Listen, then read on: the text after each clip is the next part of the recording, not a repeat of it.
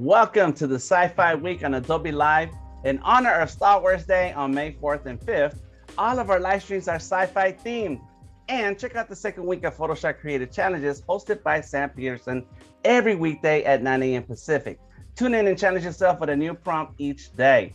I am DTM, aka Delta Tango Mike, and today we have the amazing, talented Jesús Ramirez of PhotoshopTrainingChannel.com, and Jesús is creating a sci-fi movie poster in Photoshop. Good morning, Jesús. How you doing today? Hey, I'm doing fantastic. How are you? Not too bad. Enjoying the good vibes. You're an awesome, talented artist, and so I'm ready to see what kind of heat you're gonna bring on Sci-Fi Week, aka Star Wars. Yeah, so it's May 4th is tomorrow, so we definitely have a nice Star Wars theme this week, as you mentioned earlier. And I figured I would create a poster, a movie poster based on one of the Star Wars movies, one of my favorite Star Wars movies, which is Rogue One. I don't know if you guys have seen it. I think it's one of the best. And I don't know if you guys can see my screen, but I guess I can talk a little bit about it before we get started. Yes.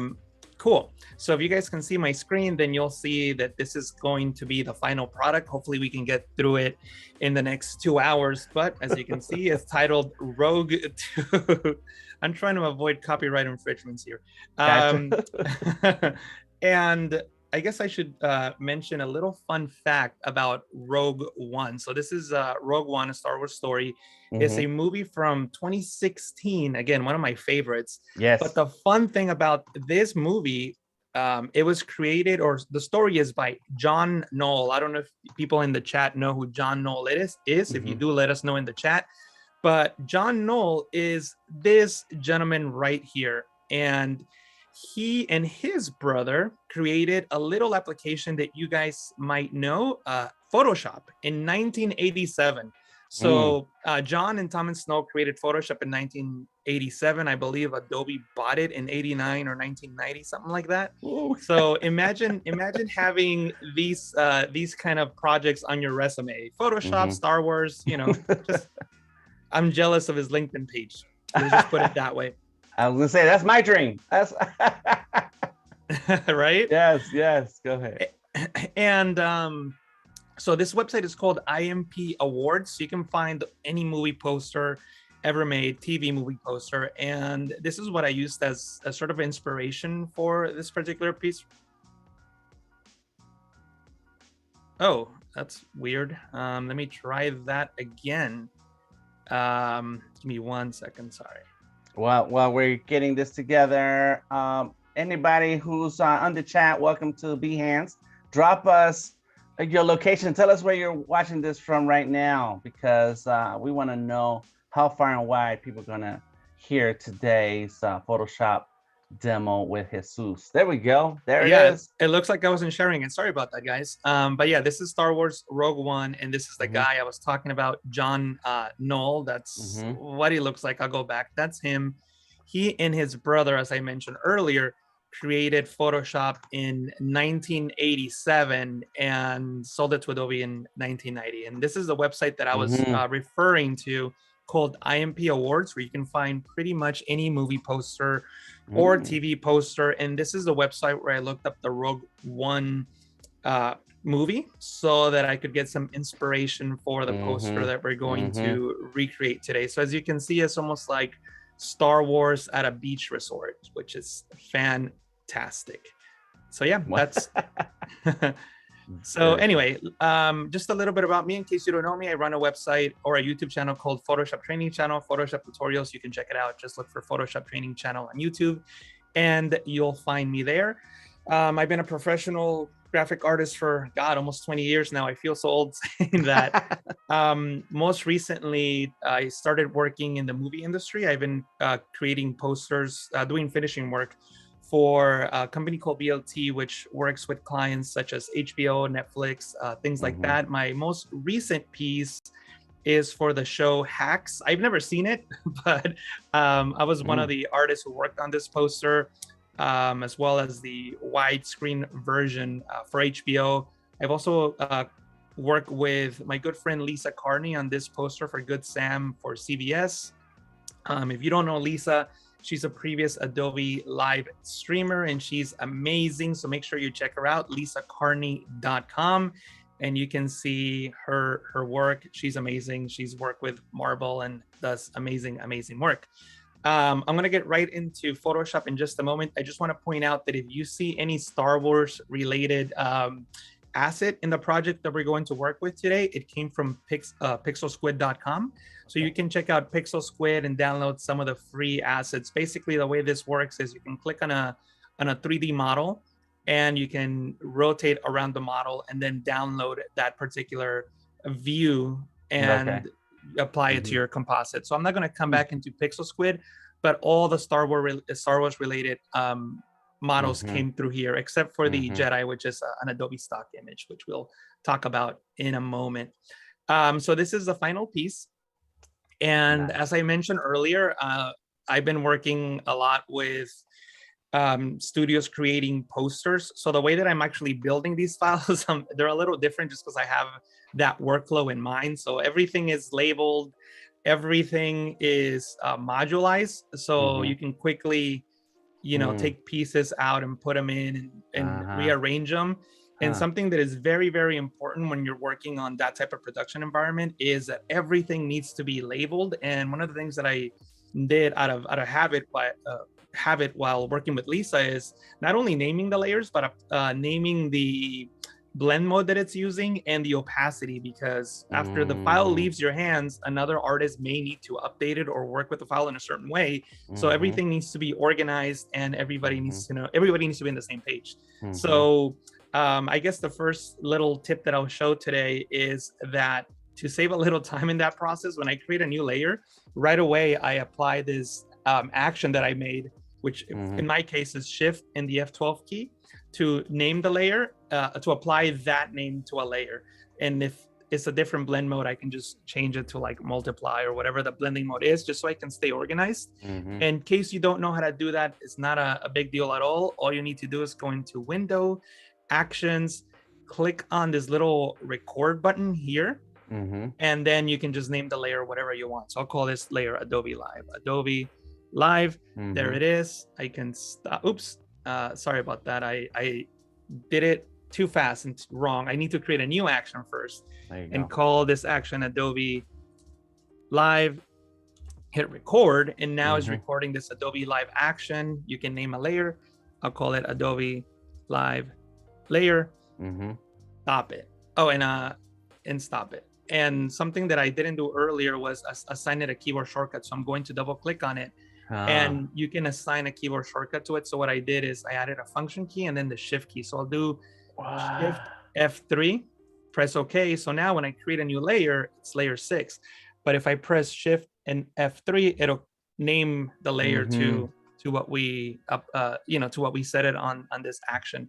But that is just one of the workflow techniques that I've learned while working on this type of work. But anyway, so let's jump right into it. And I'm not going to name layers just because I want to save time, but I just wanted to point that out, that working in this environment requires you to be really, really organized, and everything needs to be in its place and people need to know what's going on.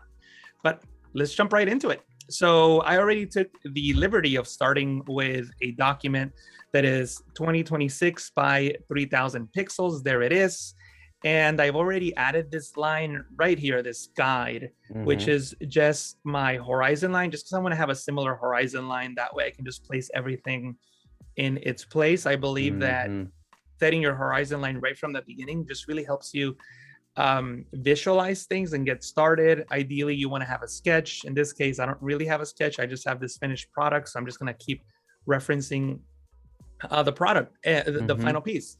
And what I like to do is I like to start with the background and then move to the foreground. So let's do that. Let's just start dragging in layers and arranging things. So I have this Adobe Stock image. I mentioned that a lot of these actually all of these images are Adobe Stock, except for the 3D models here, the Stormtroopers, the Death Star, the Imperial Walkers, all those are 3D models. And if you want to find out which I guess I should at least show you guys. That's the number there. I don't know if you can see it, but if you want to find that same Adobe Stock image, there it is.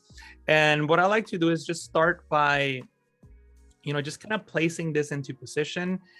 You can see the horizon line right here on this image. So I kind of like to match the horizon line so everything stays in perspective. Here's the trick for you guys. If you press Control-T, Command-T to transform, you will not see the pivot point. For some reason, Adobe, in their infinite wisdom, they decided to turn this off by default about 4 years ago. So I always click on it to turn it back on. But what that allows you to do is to enable this thing that I call the pivot point, but Photoshop calls it the reference point. And what it allows you to do is to rotate or pivot from this point. So if I put it here, it rotates from there. Right. And what I like to do is I like to place this on the horizon line. Anywhere in the horizon line is fine. And you can just hold Alt on Windows. Depending on your settings, you may have to hold Shift to keep it constrained. But now you're scaling in perspective. See that? See that you're scaling in perspective. So now I can decide the scale of that beach. So I'll place it somewhere along there, like so. Got it. I'm going to use a different sky for my image. So I'm just going to remove the sky. And one of the easiest ways of doing that is by going into the select menu. And from here, I can select sky. Photoshop will use artificial intelligence known as Adobe Sensei to analyze the image and create a selection around the sky. But if I create a layer mask at the moment, it'll hide the foreground. And I don't want to do that. Instead, I'm going to hold Alt on Windows, Option on the Mac, and click on the layer mask icon to create an inverted mask. So that creates, that selects the foreground, but removes the sky, which is what we want. And then in the background, we're just gonna, add a little, whatever sky we want later. So I'm just gonna keep it like this for now, just so I can visualize more what we're doing. And now I have a habit of saving as I'm working because I don't want Photoshop to crash and lose my work. So you'll see me saving often. That's a pro tip right there. Save as often as you can. Yes. It's a muscle memory. It should be muscle memory.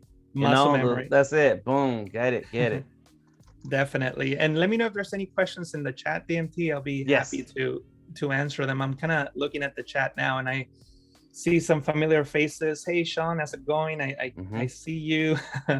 Mia, awesome. Cool. Thanks so much for joining me, guys. Kiss My Creator says, now I'm hungry. So are you feeding people too, or just that kind of question, Kiss My Creator? Thank you. Awesome. Cool. So let's see, what are we going to bring up next? Let's bring in the sky. Why not? So I have this clear blue sky from Adobe Stock as well. And I'm just going to drag this into my canvas and I'm going to drag this up.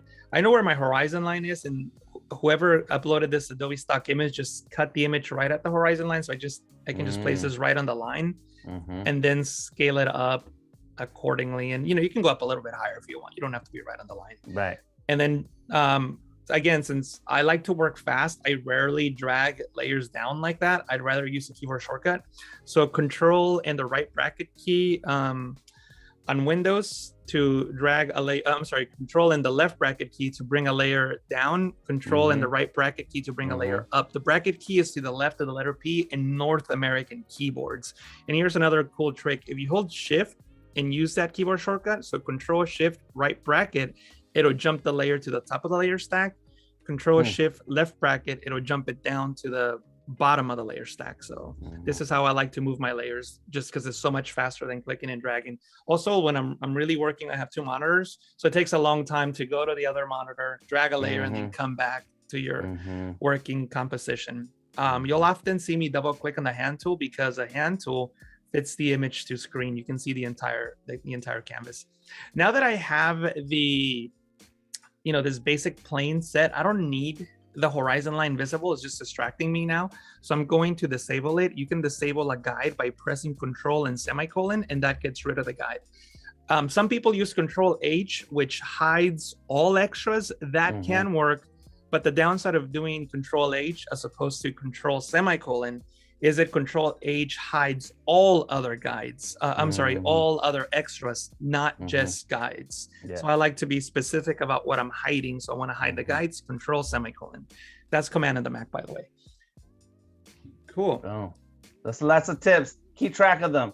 Yeah. Make sure you come back and watch the replay in slow motion so that they can remember all these tips. These are awesome tips. Thank you. Awesome. Thank you so much, DMT. Cool. So now that I have my sky, I guess we can work on the beach here. So I'm going to click and drag this layer up. And, you know, I don't know how I'm going to change my minds.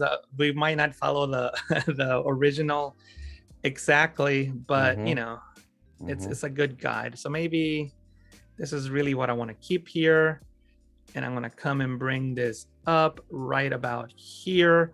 And then we kind of have to blend these two together somehow. So we'll figure that out as we go. And that looks pretty good. So in this case, I like this water a lot better than the one on top. So maybe I can do some Photoshop magic to try to match them. So what I'll do is I'll create a curves adjustment layer, click on this icon to clip it to the layer below. Clipping simply means that the layer below will control the visibility of the layer on top. In the case of an adjustment layer, the adjustment layer will only control the layer below. And that's what this little down pointing arrow indicates. So when I make an adjustment, it only affects that layer. And I can already see I made a mistake. I didn't put the beach right where it should be. And I think it's a problem with the layer mask. If you hold Alt on Windows, Option and the mask and click, you can see the layer mask. And look, I didn't make it all the way to the edge. So now I can just drag it over and that should work. Some good eyeballs. There we go. Used to this. Yes, good. Definitely. So let's see, what can I do here? Well, first of all, it needs to be a little bit brighter. So I'm going to click and drag this up. It's got too much green, so maybe I'll reduce the green. And I'm just eyeballing it here, so I don't really know if it's going to work. I'm going to add some cyan by reducing red and maybe add blue. Click and drag up. So that looks pretty okay. I'm not 100% in love with it, but you know, let me see. I think my issue is that it's too dark still. There we go. So I'm just trying to get the water to be as close as possible. Something like this. And, you know, you don't have to get it right the first time. You can come back and make adjustments later. And I think that's going to be good for now. The water's very close. It's very blue on top here. So I'm probably going to hide that. And I created a layer mask earlier so I can select that layer, a mask there. And I have a Wacom tablet. You don't necessarily need one, but it just makes it easier to draw instead of using the mouse. And I can click on this icon here to enable pressure sensitivity for opacity. And I can sort of blend that in. And you can see that as soon as I start blending it in, it matches kind of, and I can come back in there and make adjustments, right? I'm not stuck with that. So that was going to be my suggestion because I'm an artist who draws. I'm a drawer. I love drawing. And so anything that I can do with the pen and blend things in, that's my go-to. Definitely. So that's beautiful right there. Beautiful. Yeah. So now I have a curves adjustment layer clipped to the beach layer. And now I'm darkening that up to kind of, you know, try to get it to match. And there we go. And I think that looks pretty good for what we have. And obviously you can always come back and make changes to it. Another thing that I've started doing recently just by working with these studios is a layer mask that has nothing in it. I'm just deleting it now because I don't want to confuse people. A lot of people see the PSCs that I create. So if there's a layer mask in there, you run the risk of someone accidentally painting something on it. And it also lets people know that this adjustment layer is doing a global adjustment and it's not targeted to anything. So that's another habit I got into. Let's see. Let me continue here. I'm now trying to visualize what I'm going to do next. I'm probably going to work on the sand now. So I'm going to go into my libraries panel and I'm just going to drag this sand down. And actually, you know what? Something I should mention now before we go any further is I mentioned that these are Adobe Stock images. So if you go into stock.adobe.com, you can obviously download a lot of these images and there is a paid subscription, but there's also a free option. So if you click on this drop down and go to free, you can just type on the word sand, for example, and see what comes up. And then you can, you know, use these elements for your composites. So you might be able to find something that works for you here. Not all the images that I'm using today are free. Some are. So you can find alternatives just by coming onto this page. For example, you know, like beach or something like that for the other scene, you know. Oh, look at that. Nice.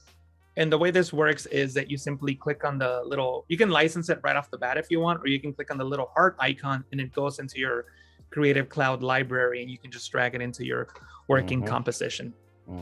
But now let's place this here. Let me see. So what I'll do is I'll probably just blend these two together. I'm not sure how you let's see. I mean, I already did it once, but it doesn't matter. Like, I still forget. And you always have new ideas, even after, you know, when you revisit something, your creative mind just keeps rolling around. It's like, let me try something different this time around, just to see what we get, you know? Yeah, we're not machines. 100%. Now I have the, so let me show you guys something. So the reason I did this, so if you just click on the layer mask icon like so, you'll create a white mask, right? So white reveals everything. And if I were to fill that with black, that's not really the same thing as creating a black mask to begin with, because with the move tool, when I click and drag, you can now see that I have just like this weird white box thing that doesn't really work. So another habit that I got into is, instead of just starting with a white mask and then paint with black, I actually like to start with a black mask, because, and you hold Alt on Windows, Option on the Mac, and click on the layer mask icon, because it's an infinite black mask. See, I'm dragging and it's infinitely black. Oh, okay. I see. See? Yeah. So that I prefer that, because then when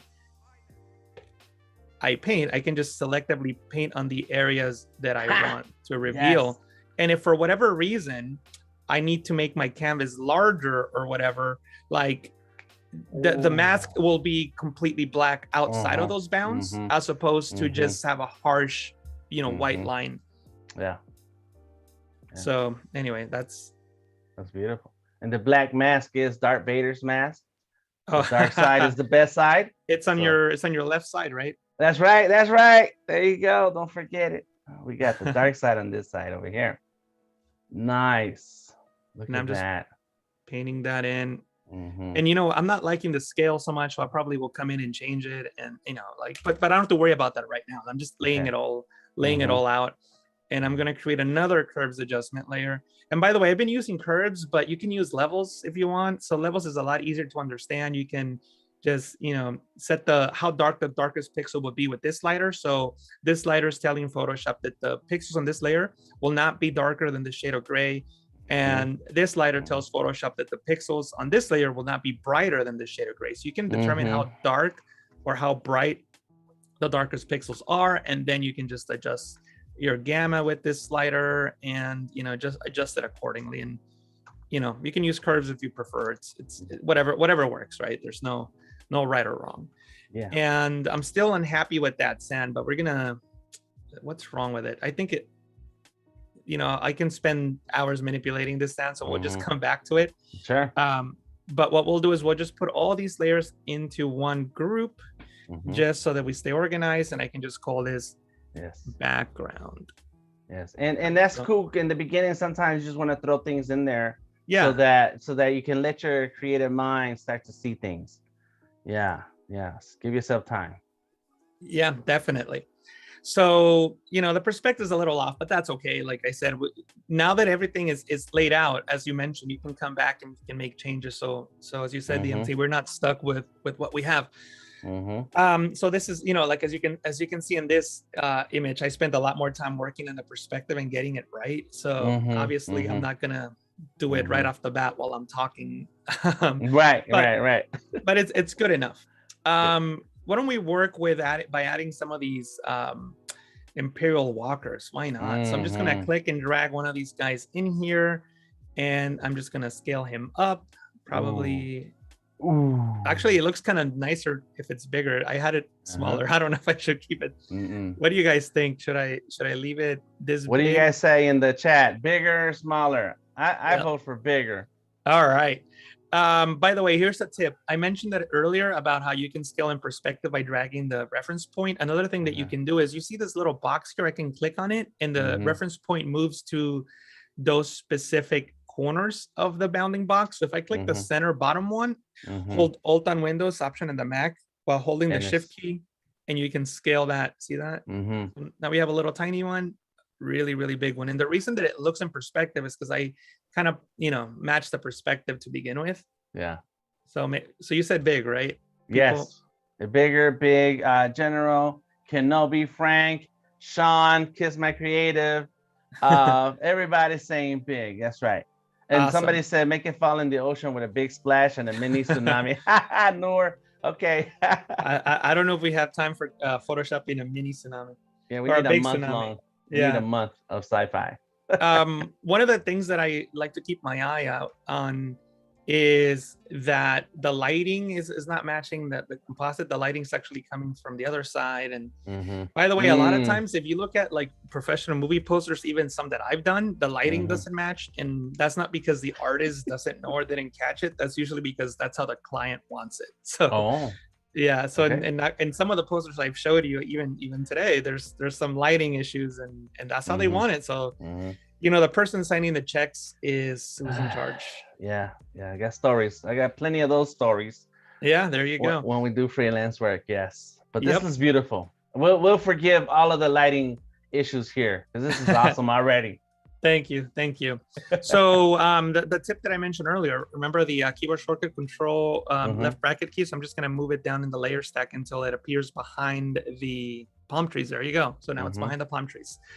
Here's a cool trick to create depth in an image. Photoshop, even though it has, or used to have at least 3D, Photoshop at the end of the day, it's 2D imaging platform. We're not really creating any depth. We're just putting things on top of each other. So we have to create the illusion of depth. Much like an artist with a canvas and painting, they have to create the illusion of depth. One of the things that creates depth in an image is something called atmospheric perspective. So if you ever look out, like I live in California, so there's mountains all over the place. So if I look out my window now, I'll see mountains, and usually they're not sharp and have high contrast. Instead, they have lower contrast, and they begin to take the color of the sky. In the daytime, they tend to look blue. On sunset and sunrise, and they tend to look a little orange because that's what color of the sky is. So in order to make it seem like this Imperial Walker is way off into the distance, or we need to create some of the illusion of depth. There's going to be particles between the viewer and this object, so it won't be completely sharp and have high contrast. There could be mist, smoke, fog, who knows, a bunch of different particles between the viewer and the Imperial Walker. So a quick and easy trick to make it seem like something is far away is to double click on the layer and apply a color overlay and set it to the screen blending mode, which already is. Or actually, no, set it to normal and then change set the blending mode, the color to whatever the sky is, that color works. And then just reduce the opacity. And you can see that just by doing something like this, it's already starting to look like it's really here. Not necessarily it's, like this is the after. See the difference? Yes. Yeah. And also it's got some distance. If you feel like distance now, like there's distance, that's right. Exactly. And if you want, you could also add, since I'm working with a smart object, I'm not going to create an adjustment layer. You can go into image adjustments and I'll create a levels adjustment layer. And I'll just make sure that I move this one over to the right and this one over to the left, just to create less contrast and more heavily imply that distance. And it appears here under effects. See that? Levels, there it is.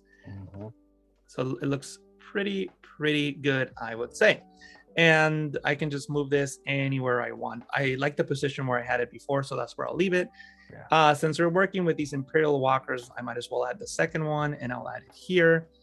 Bring it up. I'll use that same trick. Click on this icon here, set the reference point to the center. Shift, Alt, click and drag on the corner handle, and maybe we'll move this one back and make it seem like this one's further off in the distance. And I will also move it horizontally. And this one's just getting here. It's not quite as close yet. And to save some time, I'm going to do the same trick I use for the atmospheric perspective, but I don't want to redo it. So you can just hold Alt on Windows, Option in the Mac, click on this FX icon and drag it, drop it, and there it is. Yeah. And since this one's further away, I may even increase the opacity because there's more atmosphere, more particles between us and it. And I can also go into image adjustment levels and adjust the contrast as well. Yeah. Whatever works to your eye, something like that. So now we have 2 Imperial Walkers coming towards us, and I'm gonna save this file.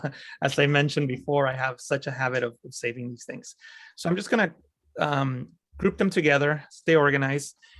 Imperial Walkers. That's what they're called, right? Imperial Walkers. By the way, I know we were talking to Paco before we started the stream. I like Star Wars. I've seen all the movies, but I'm not really big into the mythology. So I already know that I have things that are wrong in terms of like, wait a minute, that's whatever Imperial Walker, it shouldn't be there. So please excuse those errors.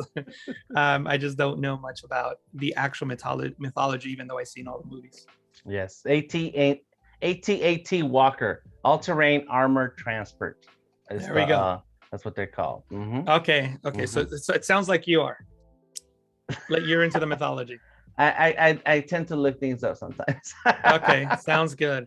Yeah, I mean, that's how I am with Marvel stuff, but definitely not Star Wars. And by the way, I just see in the chat that Micah Burke said needs a Death Star on the horizon. That's what I'm doing, Mike. I'm about to add one now. Yeah, right on time. And anybody else watching this, including me, as I'm writing like mad, Jesus moves fast. Yes, please make sure you rewatch this session later to catch all the tips, because Jesus is creating a sci-fi movie poster in Photoshop, and some of these tips are just amazing. They will help you move faster through any design.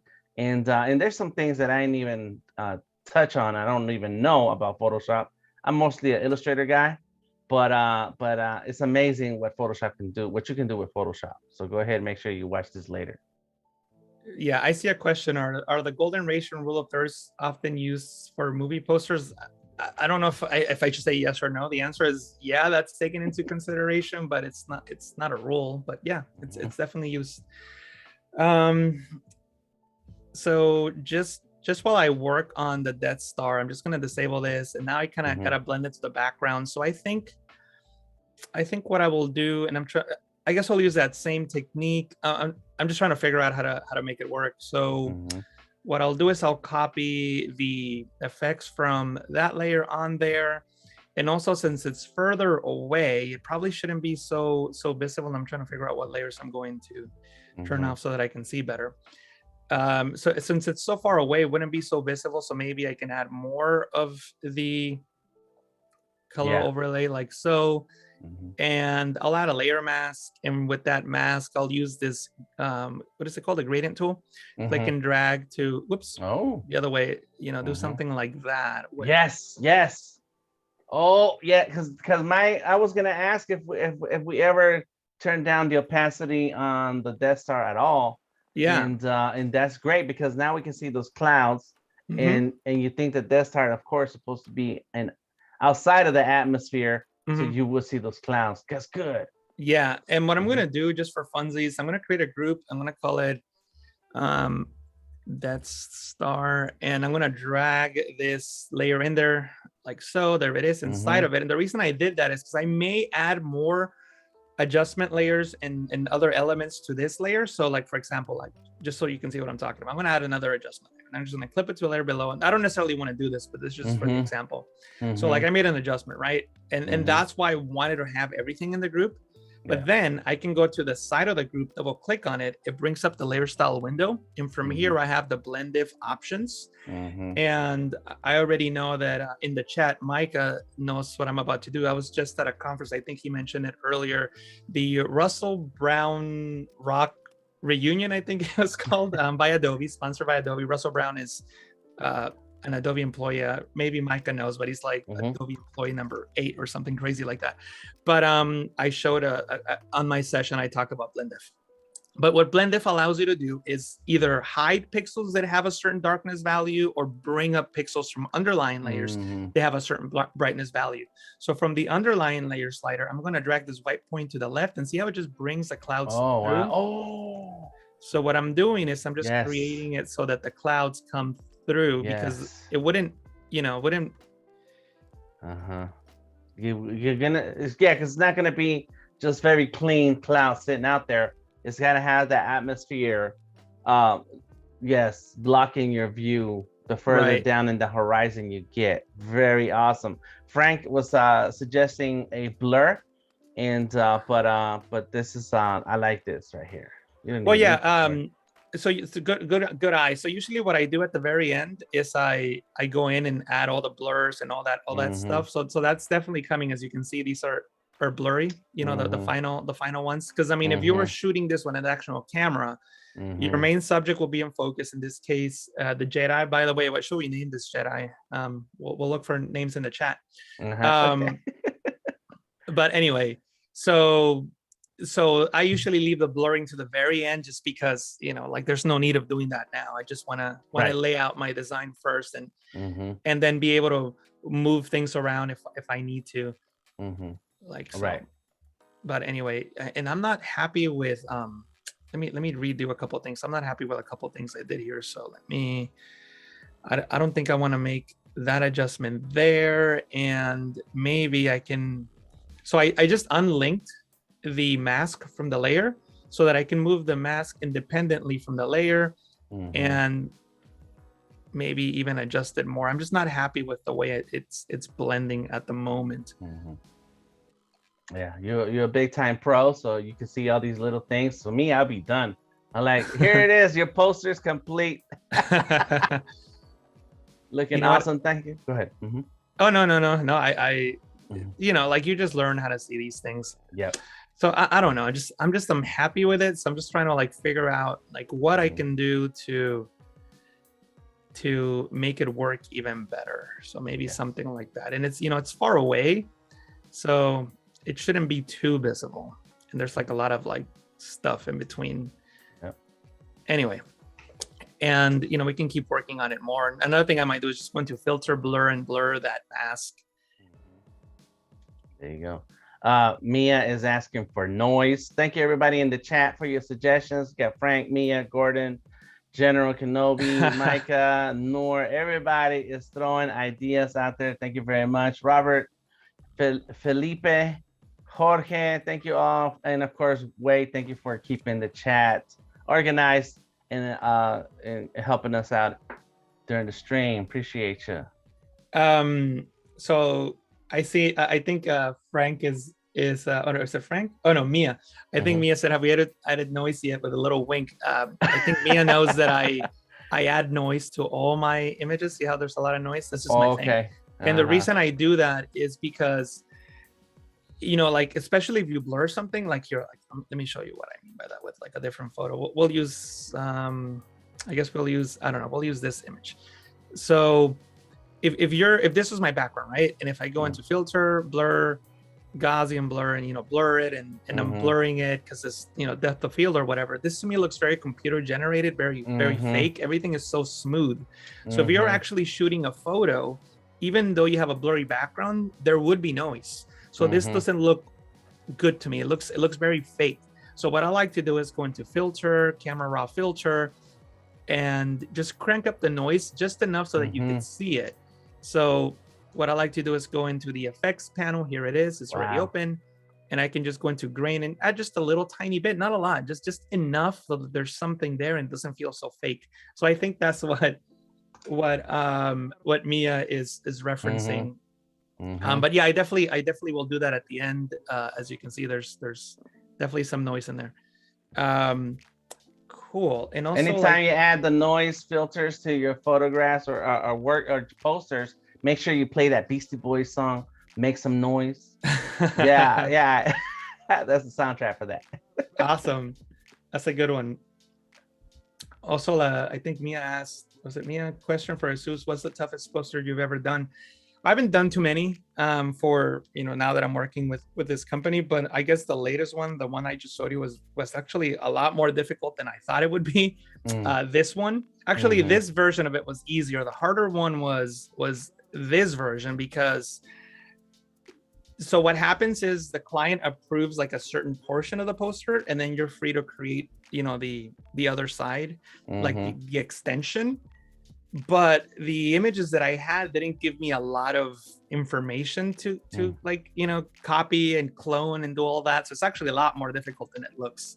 Okay. The road was particularly difficult to get right. And I mean, I'm already looking at a bunch of mistakes looking at this, but yeah, this is a very difficult one, even though it seems easy, just because a lot of times the assets that you have are not necessarily the best, or they don't give you the information that you need. That's a better way of saying it. So in that regard, even though it looks like a simple poster, it's actually more difficult than it seems. Yeah, later on you're tasked with creating the rest of the world. Yeah, exactly. We need another 400% on either side. Yeah. All right, so we got the Imperial Walkers. Let me see Imperial. Okay, so I'll show you guys something interesting. So because I wanted to have a line of like stormtroopers just on the beach, hanging out. So I thought, what would be the fastest way of just getting one of these guys and just lining them up like along the side? And then of course you can hold Alt, like the Alt key on Windows, the option on the Mac. And oops, sorry about that, wrong key selected. With the Move tool, you can hold Alt, and then you can kind of like do this, right? And, and even though that's cool, I feel like that would take too long and doesn't give me the flexibility that I want. So I came up with an idea, and it kind of works. I'll show it to you guys. So I'm just going to open up the Stormtrooper. There it is. And I'm going to go into the edit menu and choose define pattern. So now I have a pattern, and I can call it Stormtrooper. And I have a pattern of stormtroopers, right? And what that allows you to do is, create a pattern, but you can change the scale, right? So, so we have a whole bunch of guys, right? But that's not it. That kind of works. But there's another thing that you can do. So you can come into the pen tool here, and then you can make sure you have a path, and you can click here, and then hold shift and click there, and maybe I don't know, maybe I'll like not keep it perfectly straight, just kind of like rotate it a little bit, and hopefully I don't know if it's gonna work, but we'll see. The one that I did before, I actually did it with a straight path, and I thought, I don't like it with a straight path, so I figured during the stream I might try to curve the path. Anyway, so with the curved path selected here, I can go into edit and fill. Oops, I need to create a new layer first. New layer, right? There it is. Edit and fill, or if you want to be super fancy, you can just hold shift and backspace, and that brings up the fill window. And then you can go into the pattern option here. Under custom pattern, select the stormtrooper that you just made. There it is. There's my stormtrooper. And then make sure you check this box, script, and then select place along path and press OK. And this will come up. And I know it looks crazy, and it's not what the previous terrible. But notice that my scale is set to 0.1, basically 10% of that original size. So a scale of 1 would be the same size as the pattern. So I made it 0.1. I reduced the spacing so that the stormtroopers could be closer to each other. So 120 pixels in this case. And this is all trial and error, by the way. It's not like I figured out these numbers and it worked. So then, these are the two real numbers that you need to focus on. The other ones are fine by default. Oh, the only one that I changed as well is the brightness randomness. I'll maybe you increase it more so that they're all not the same brightness. And I'm glad that error happened, because when that error happens, I don't know why it happens, but it happens sometimes. You press OK, nothing happens. And you're like, oh my God, Photoshop doesn't work. Well, I don't know why that error happens, but if it happens, what you need to do is go back. So shift, backspace, and everything's going to be with the same settings you had before. Press OK. The same settings are going to come up. Press OK again. And there they are. Boom. There's my stormtroopers in a line.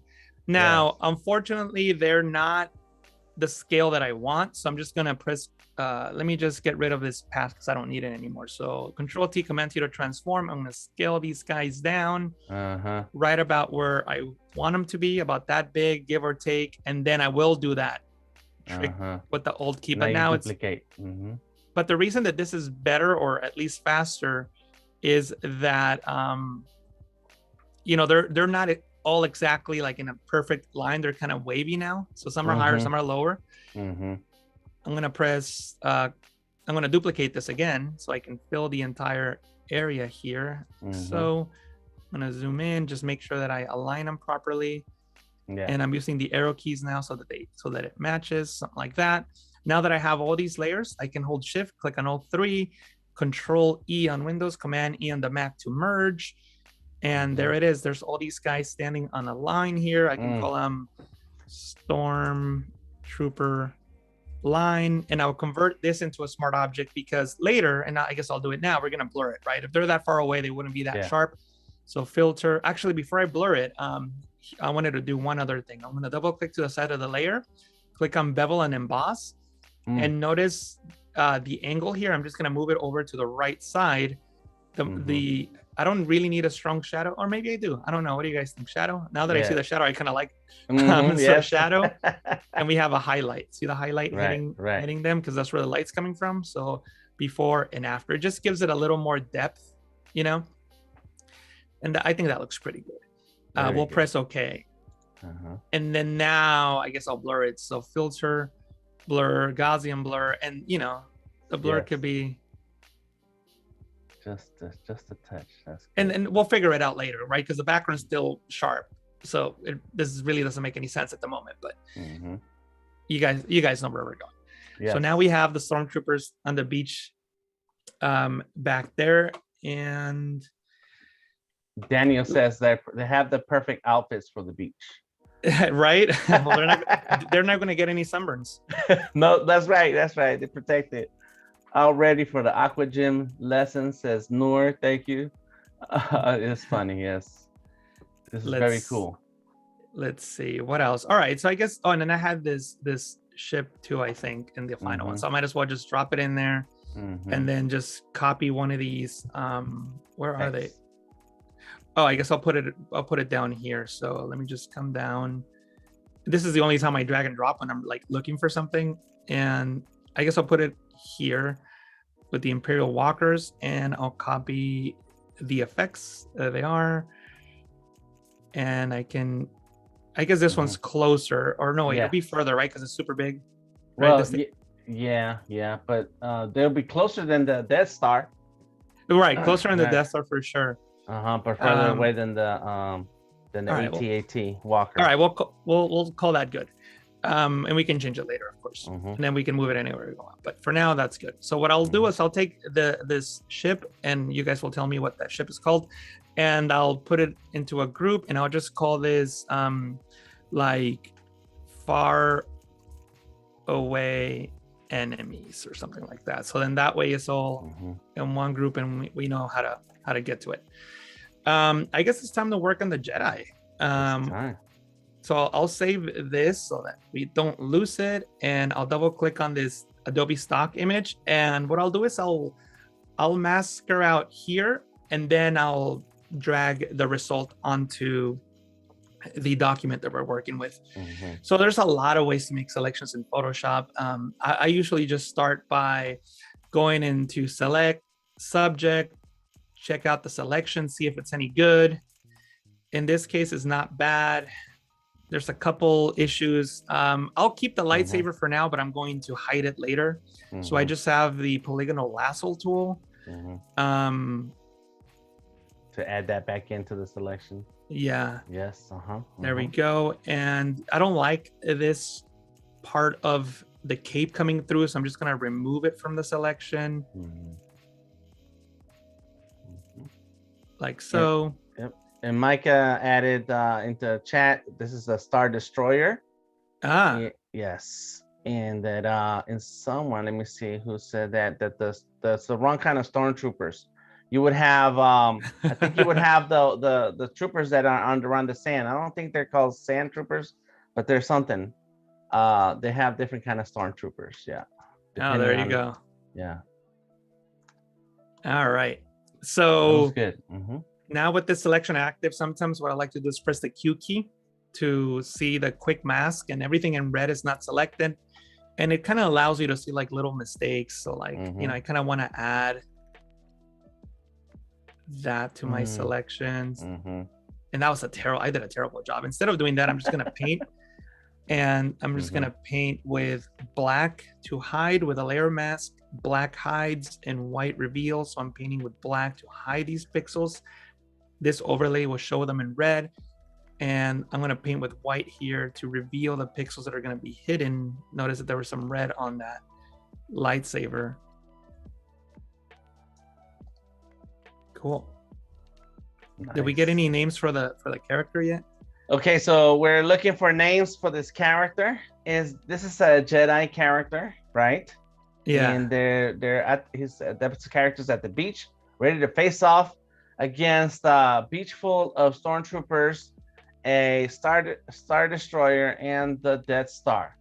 So we are looking for names for this character. Only Imperial Stormtroopers are so precise. Okay, beachwear troopers. Well, that we have a name for the for the Stormtroopers, and they need some Hawaiian shirts and they margaritas. Definitely do. That's right. I need a margarita. There you go. Oh, feel free to send margaritas to my place. Well, we should do like a margarita day instead of like Star Wars day. That's right. Yes. And I think I missed the call for taco illustrations, because for the past couple of weeks on Behance, I've seen nothing but tacos illustrations. Wow. And I'm like, when did somebody say something? Because I didn't hear about it. So otherwise, I would have made some taco drawings. And there you go, tacos and margaritas. There we go. So you can press the Q key to come back into the selection. And when I have a selection that I like, I can click on the layer mask icon to create a selection. And just to see how things look, I'm just going to create a gray solid. And everything's looking pretty okay. There's a couple issues here. So I'm going to be a little lazy and see if it works. With the layer mask selected, I can go into filter, other minimum. The minimum filter contracts the mask. I like to set it to roundness because it gives me decimal points. Squareness only gives me whole numbers. Roundness gives me decimal points. So I can fine tune the selection more. So you can see that this, shrinks the mask. And what I'm really trying to do is get rid of these white outlines, this fringing. So I don't know. I'm just going to drag it until I don't see it anymore. It might be difficult to get rid of these here. So I'm not going to go too far, and I'll press OK. And overall, this looks pretty good. That zipper is just, not really working. So what I need to do is just come in here and just fix this. And to fix something like this, what I do is I just paint with white. And I know it looks terrible now, but that's okay. And I just want to be able to see it. There we go. And now that I know exactly where I need to mask, I can, spend a little more time. Yeah. And obviously I'm going quickly here. I would probably spend more time making sure that it works. And in a lot of cases, to be frank with you, something like this, I might just not even mask. I'll just mask it out completely. That's what I was going to say. I was going to chop that off. I'm going to cut that off. But I don't need to see it. Nobody needs to know that's there. And a lot of times, it looks fine or whatever. But other times, I think it kind of helps sell the illusion that it's real, because you see these little imperfections, That was one of my issues with, even though I'm a big fan of the new Spider-Man with Tom Holland, my issue is that the suit looks too perfect. I like the Andrew Garfield version that kind of, you can see the folds and the wrinkles, and to me that looks better. Yeah. Gives you more realistic look. Thank you, everybody, for joining us here on Behance. If you're watching this on YouTube, please come on through to behance.net/live, where Jesús Ramirez is sharing some Photoshop tips and tricks in creating a sci-fi movie poster. And if you're watching this on the replay, let us know what you think about it. If you want to see Jesus come back and share more, because he is full of knowledge, and just watching this right here is magical, as everybody in the chat is letting us know now. We do have some names. Micah says Jin Drinko. Daryl says the name for this Jedi, his name is Bob. Purva. All right, Bob is on top. Is that right? That one right now is the best name idea right at the moment. Crystal says Sandbar Jedi. Purva is saying Eliak. And then General Kenobi says Mara Ruby. Matthew Roberts is saying X Zeus. And then Wade says, why not all of these things? It's got lots of long names. And we were mentioning this earlier. Before the show, you are Mexican, Jesus, right? I am. And so I mentioned this earlier that I'm Mexican, but my mother used to say, if you were not born in Mexico, you're not Mexican.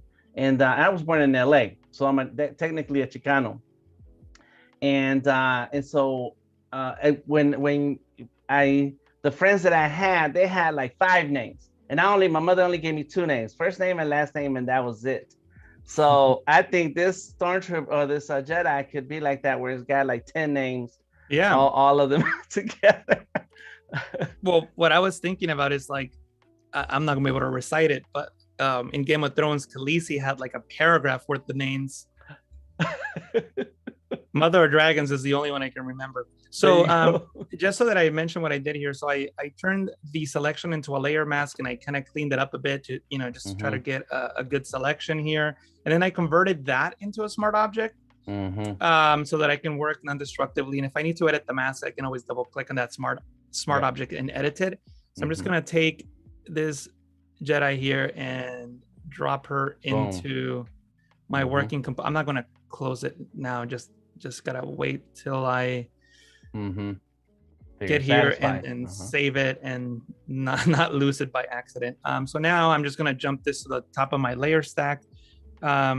You remember the keyboard shortcut I mentioned earlier, Control Shift right bracket key, and this is actually kind of cool too, like closer to the camera. Out of frame, yes. Actually, I kind of like that actually. Okay, see, like you get happy little accents, but anyway, we'll kind of stick to what we had before. So right about here, and then I'll flip it horizontally, and we could. Yeah, I like that angle. Yep. Could adjust. Sorry. There was a question as to were you changing the softness of the brush as you were hiding different areas of the mask? The answer to that question is yes, and I'm old school, so I'll use the bracket keys a lot. So let me show you what I was doing. So I'll just make this white so that you can see. So when I was painting, I use the bracket keys to like make a large brush, and then left bracket key to make a small brush. But then if you hold the shift key and use the right bracket key, you make a hard brush. Shift key, left bracket key, you make a soft brush. So yeah, so as I'm working, I'm using those keyboard shortcuts. And do you have a special keyboard that you don't need to use 2 hands? No, I have a regular keyboard. I don't have any of these those fancy keyboards. Okay, because that's a lot of different keys to click on to get something done. Yeah, it's I've been, like I said earlier, I've been doing it for 20 years. Yes. I have it on memory, which is why I don't use that new keyboard shortcut. I don't even remember it. The other one, like it's like the old key or something, I forget, to change the brush size or the hardness, just because I'm so used to doing it the old way. Right. But let me see, where are we at now? So at this point, I could start, just working more on the final composition of my design. I can close this layer because I don't need it anymore. And right around this point is where I like to just merge everything into a layer. Control Alt Shift E, and I call this final, so I can get an idea of what the final composite is going to look like. Yes. Convert it into a smart object so I can work non-destructively, and then go into Filter, Camera, Raw, Filter. And at this point, I can start thinking about, like maybe make it a little brighter, contrast, highlights, bring them down a bit, increase the texture, vibrance, which adds saturation to lowly saturated pixels. It protects skin tones and already highly saturated pixels.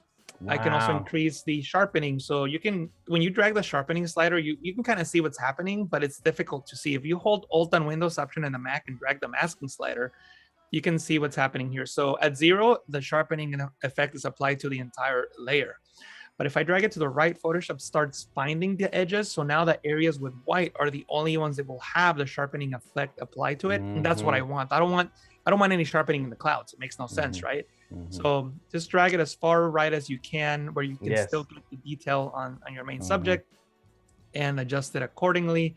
Also, when you're adjusting the Sharpening, I would recommend viewing the image at 100% so you can get a good idea of what you're actually doing. Any other zoom level could be misrepresented. So I'm going to fit it in view. And what I'll do now is go into the color mixer, and the oranges are going to be her skin tones in the sand. So maybe I can make those darker a little bit, maybe decrease the saturation a bit, adjust it accordingly. I'll do the same thing for the yellows here. Just trying to get something that looks good to my eye. And obviously all this is subjective and you can change your mind. This is a lot of awesome tips here. Thank you, everybody in the chat. Thank you, Blizzard, for the question, and of course for the answer, Becca Smith. Yes, thank you for the answer. Some folks are keeping track of your tips and adding them to the Behance chat so we can all learn together. This is awesome.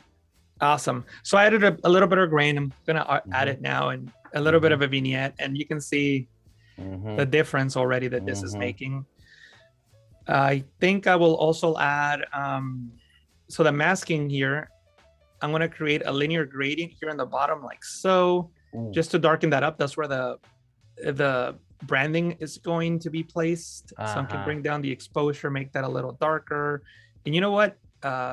Warm that up, bring the saturation down a little bit, decrease the texture, decrease the clarity, and decrease the sharpness to kind of like blur that in a little bit. And also I'm gonna, and you know, like you should also name your mask, so I'll name it. Rename, instead of calling it mask, just call it like bottom, I don't know, darkening or whatever. As long as there's a name. And I'll create a new mask, and I'll call this one be a radial gradient. And I will just click and drag here on the right side. And that's where our light source is coming in from. So I should probably brighten that up just a little bit. And I can just call this like sun or something. Yes. And then on the other side here, it'll be darker. So I'll create a new, I guess I'll do a linear gradient for this. Maybe darken that up a little bit here on this side and bring that out like so. I don't know. We can change our mind later. And actually, you know what? For this one, I'll add a little bit of blue.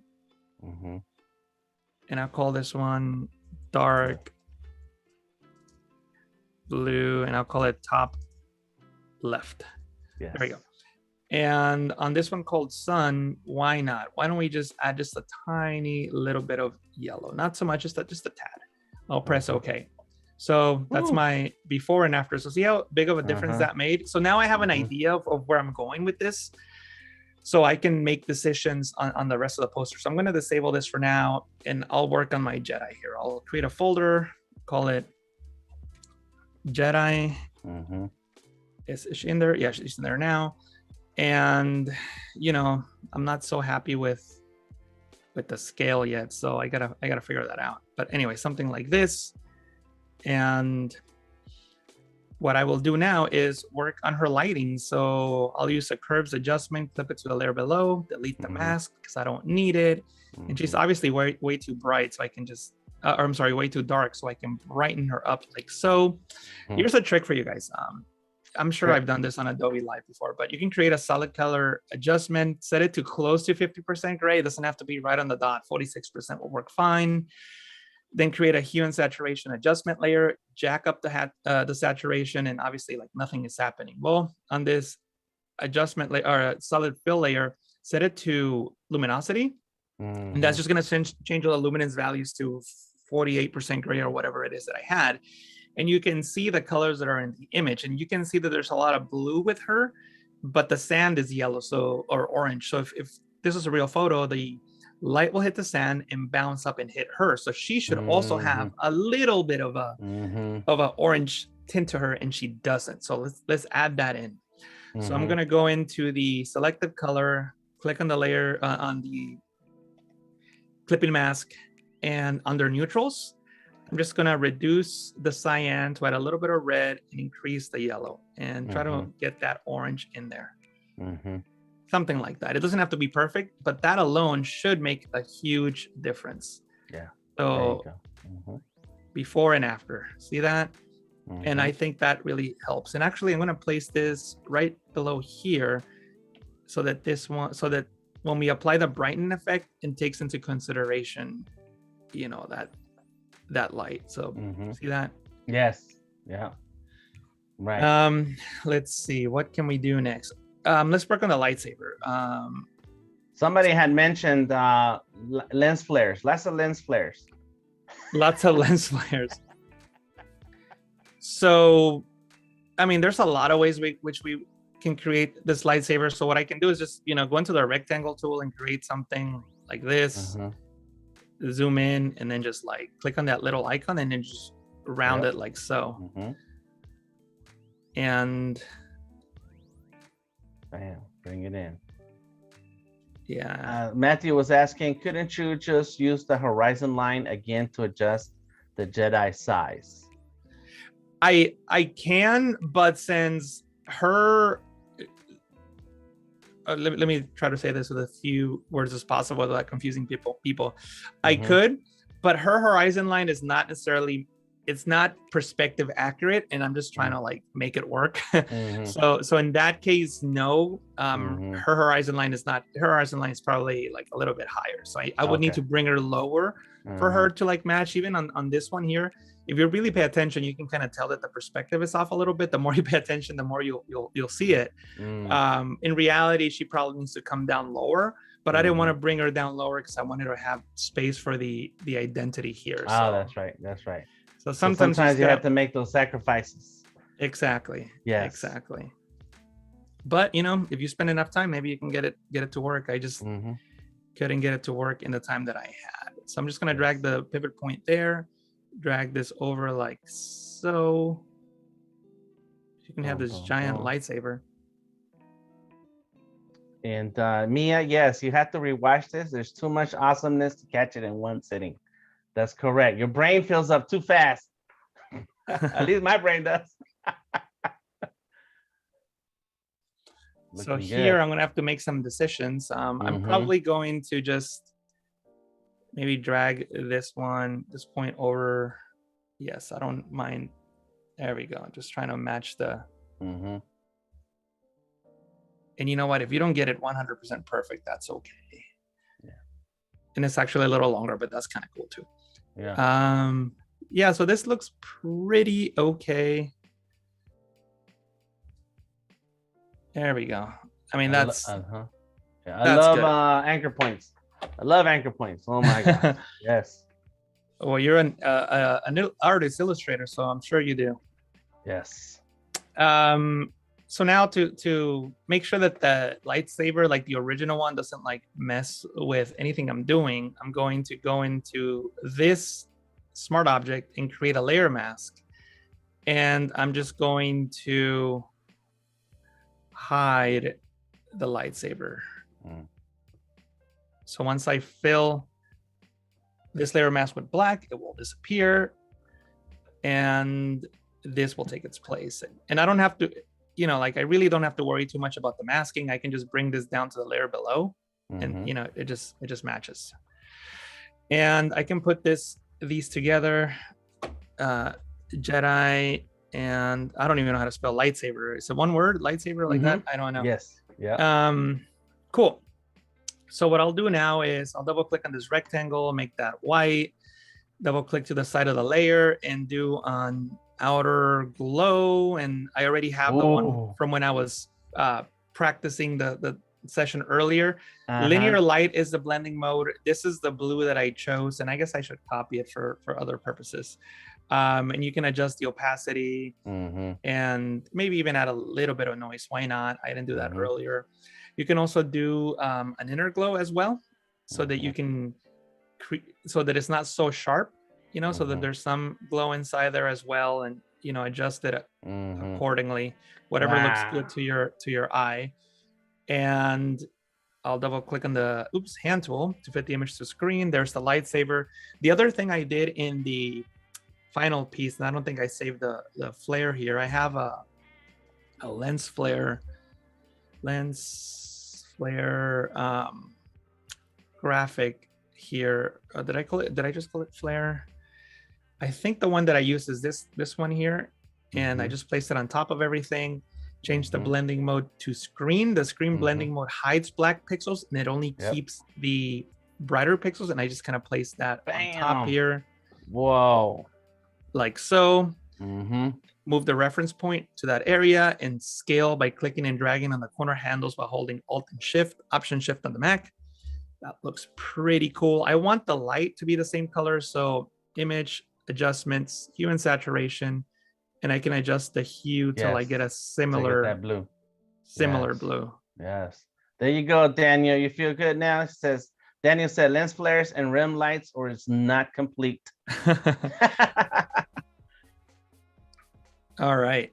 So lens flare, there it is. And by the way, the reason that I created this final composite there is so now I can just press Control A to select all, Control Shift C to copy merge, and I can go into this final smart object and just paste the new one, close it, save it, and then Photoshop will apply those effects to the new one. See that? So maybe I probably went a little too far with the lightsaber here. Yeah, so maybe I need to bring that down a little bit. I will do that now. But I think Frank says realistic neon effects is really hard to achieve on bright images. But yes, oh man, this is so nice. Yeah, so I spent even here it's too much, right? So anyway, and actually I like the way I did the lightsaber on this one better than on this one here. In terms of the shape.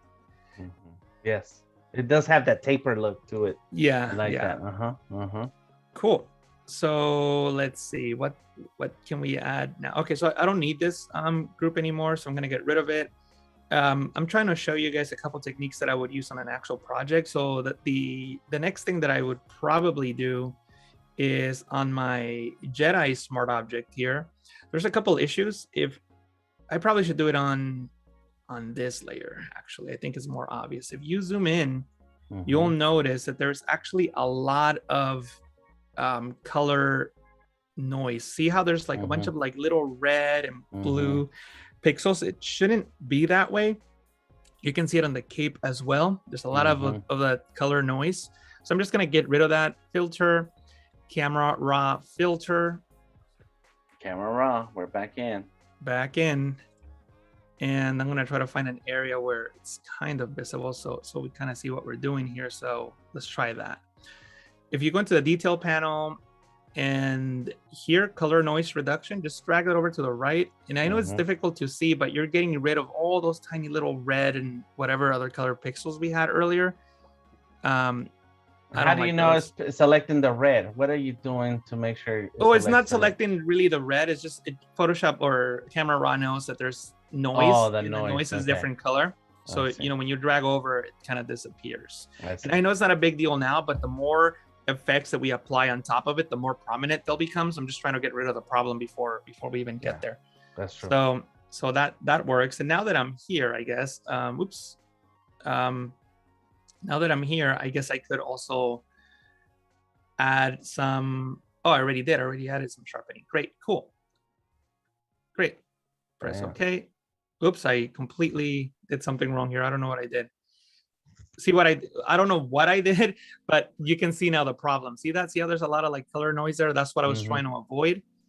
I must have done something wrong. I don't know what I did wrong, but let me see. You bring back some of that detail. Oh, color noise reduction. I thought I did. But see that? See how that went away now? So I'll do it. So this is before, after. See that?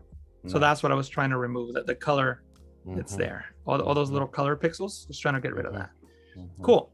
And the other thing that you can do to further enhance the detail on this image, and I guess what I'll do is I'll just, if you hold Control and Windows Command on the Mac, you can make a selection out of the active pixels of that layer. So I'll go to the very top and let me just copy these pixels. So I made a selection and I'm also copying those pixels and I can just paste them here. And the reason I'm doing that is so I can clip that to the layer below, Control Alt G on Windows, Command Option G on the Mac. And I'm going to go into filter, other, and select high pass. High pass is the opposite of the Gaussian blur filter. So the Gaussian blur filter blurs the edges essentially off of images. The high pass keeps the edges. And you can see the edges of my image here, and just set it to like a value where you can see the edges, but not that it's not so overblown that kind of looks like that. So I rarely tend to go past 3 pixels. Like that would be way too much. Usually I stay in the 2 to 1 range. So we'll do like 1.5 in this case. Press OK.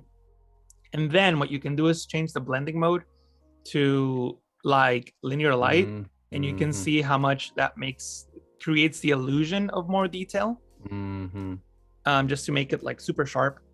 And then you can hold Alt on Windows, Option in the Mac, and click on the layer mask icon to create a black layer mask. And with the brush tool, you can paint with white and selectively bring back that detail in the areas that you think it requires it. So I see a lot of detail there, even on the lightsaber. Why not? Maybe on, definitely on her body here, like so. You kind of you're separating the focus on the body and on the details. That's really good.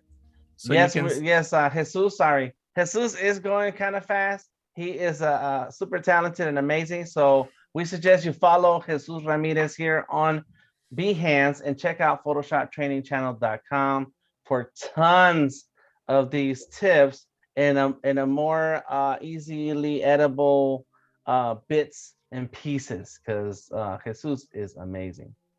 Thank you. And yeah, this is recorded, so you can sit back, relax, watch the show, and then come back to it. So that's right. So you can always come back and see the replays. But anyway, so that's what I just did there. Just wanted to create that illusion of more detail. See the difference? And it just helps things look more, professional, so to speak. So we have our Jedi here. We have the lightsaber here. I guess I should put, well, actually I can't put the lightsaber and the Jedi on one group. There we go. There they are.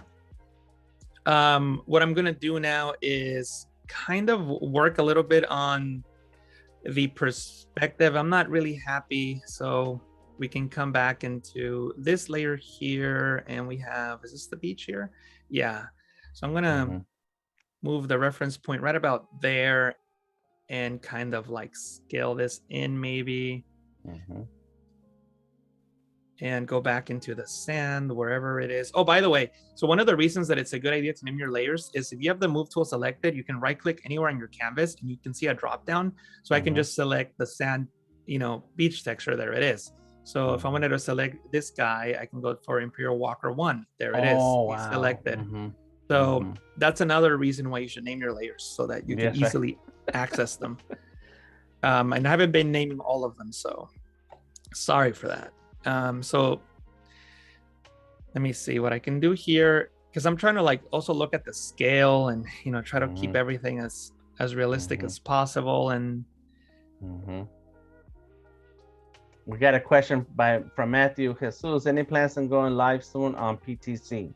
Yeah, I'm actually I was actually thinking of doing basically the same poster tomorrow on my YouTube channel.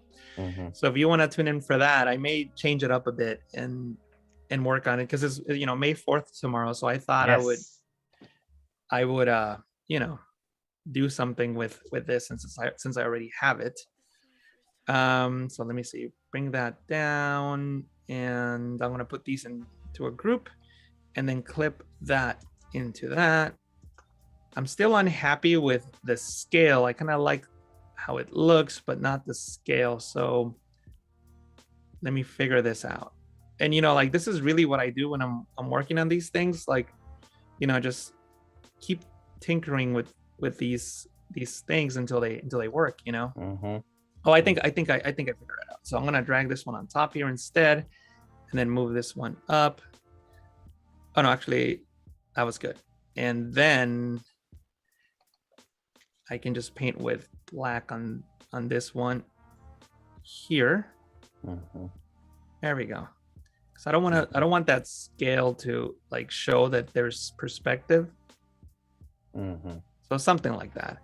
And then on this one, I can paint with white down here. There we go. All right, I'm kind of liking that better. And what I'll do now, just to start getting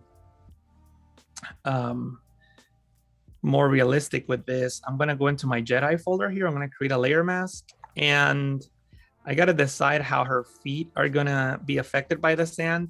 So in this original one, what I did is I use the actual shape of the sand to kind of hide her feet.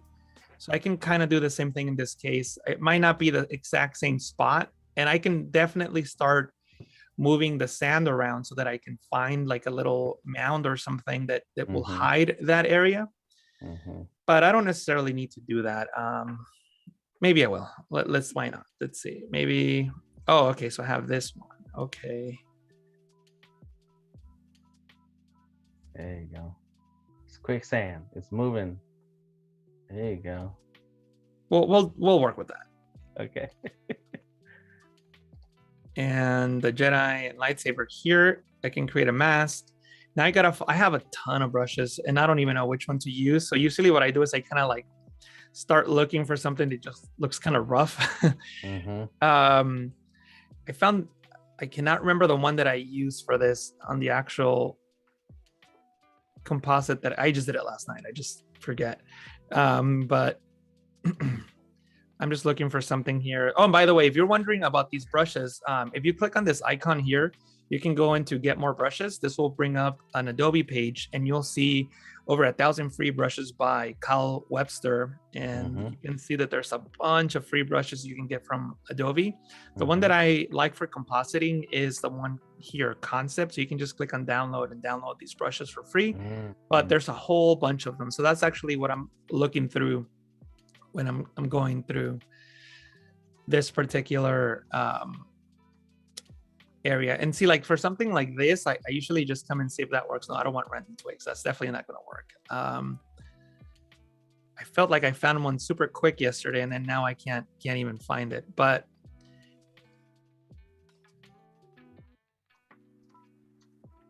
oh man, what I'm just gonna, just make one on my own. So like it's taking way too long. So what I'll do here is I'll select that brush and I'll just edit it. I'll just go into shape dynamics, adjust the size jitter. Maybe I'll even flatten it a little bit like so that I could also adjust the angle jitter. And I don't need to scatter it too much. So maybe a little bit. And then have a whole bunch. And maybe decrease the hardness just a tiny little bit. And that should work. So when I paint, okay, cool. That should work if I make it super, super tiny. And if not, I can go in there and adjust it. Yes. Oh yeah, that works. There you go. There you go. That how it's not giving me like a straight edge. That's what I want. Right. Yeah. So you want to get that feeling of the grain of the sand, right? Instead of something that's super clean. Yes. Yeah, and I'm using the Wacom tablet with pressure sensitivity. I probably shouldn't do that because I don't want to spend too much time painting. Oh, and my transfer. See, I have my transfer set to pressure sensitive, so I'm just gonna turn that off, and then. Then bam. Carol says, name the brush and the layer. Frank says, Lost in Kyle brushes set, story of my life. Yes. And good morning, good afternoon, good evening to you, Samantha. Welcome to the stream. And Wade has posted the link to Kyle T. Webster brushes. Download them, play with them, have fun. Look at that. Whoa, that's awesome. Yeah, so see how it's not just like a smooth line, and that just helps with the realism. And I'm using the actual contour that's already there. So I think that really helps sell the effect more. Yeah. And oh my gosh, he's got look at these heels. That's another 3 inches. So I can finally be 6 feet tall. I'm cool with that.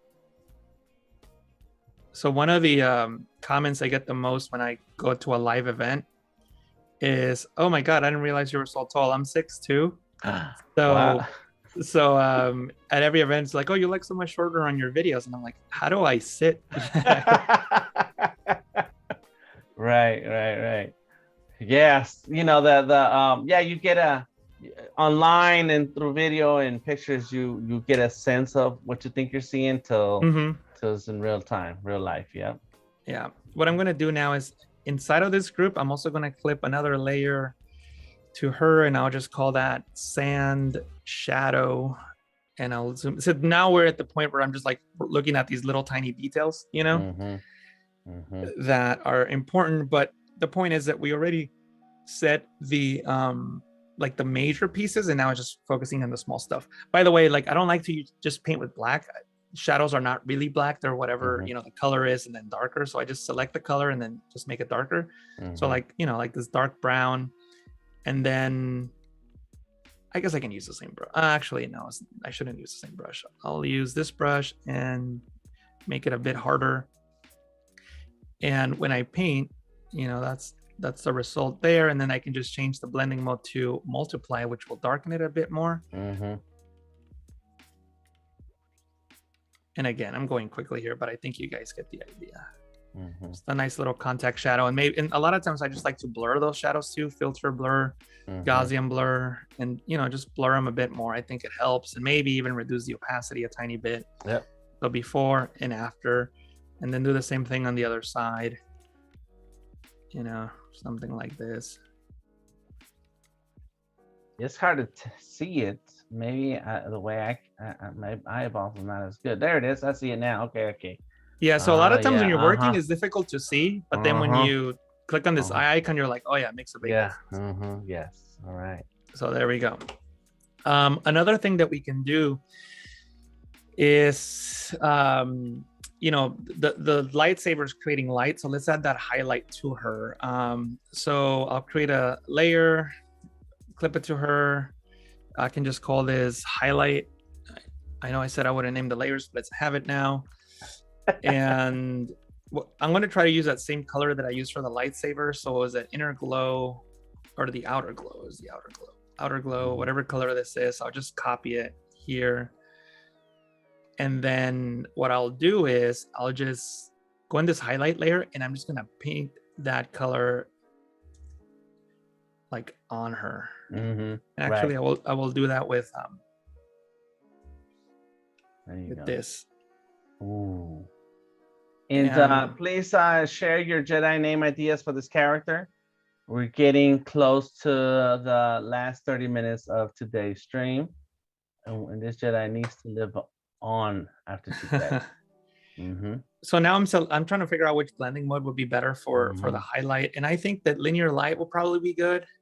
And linear light is one of the 8 blending modes that gives you different results when you reduce opacity compared to fill. And in my opinion, fill gives you better results. So I'll bring down look at that, to like 50%. That looks pretty good. Double click to the side of the layer, and I want this light to mainly affect the highlights, not so much the shadows. So an underlying layer, I'm going to click and drag the shadows over to the right, like so. Whoa. Alt on Windows, Option on the Mac, click split these in half to create a smooth transition between visible and invisible pixels. And this looks pretty okay. And I'm just gonna paint. What I'll do is I'll paint the areas very loosely where I think that light will hit, right? It's not gonna be like perfect, but you know, I'm gonna be super loose, and you'll see why in a moment. So wherever I think that light hits, and it probably wouldn't hit back there, but that's okay. I'm being very loose here. Sure. So something like that. You know, we'll call that good. Then I can hold Alt on Windows, Option on the Mac, and click, hide that, and now I can be even more specific on the areas I want this to appear in, because I already this is like 2 layers worth of targeting as opposed to just 1. And maybe there'll probably be some there as well. Probably here some as well. Micah says, sweet. Felipe says, wow. Kamini says, it is so cool. Be Funky says, I just made a composite today. Awesome. Make sure you share it on your Behance profile. Yeah. Nor is saying, what's this magic? And Micah says, learn something new. That's right. And Kamini says, best tutor for Photoshop, hands down. Thank you, Jesus. Oh my gosh. I agree with that. Yeah. Oh, thank you. What you can do now is press Control A on Windows, Command A on the Mac, and make a selection around everything. Control Shift C to copy, and I can paste this in the final one just so that we can see what we've got. And you can see, like, you know, you kind of see like a little animation of how where we started, progressing, you know. Wow. And you can see how we're you know, slowly but surely getting closer to what we have here. How much time do we have? We have like, we got a good 20 minutes. Okay. What I'll do now is I guess I'll work on the Stormtroopers. Maybe I won't add them all because there's other stuff I want to show, but the point is that we have, let's add this red guy. What is he called? That's is it an Imperial Guard? I don't know where, I'm sure he doesn't belong here, but you know, he kind of looks kind of cool standing here. So I'm going to place him there. And scale him. Oops, scale him. See, I didn't do that trick. I gotta click on that, and then I'm gonna make him bigger than everybody. I don't know if he's the same height or not, but in my world,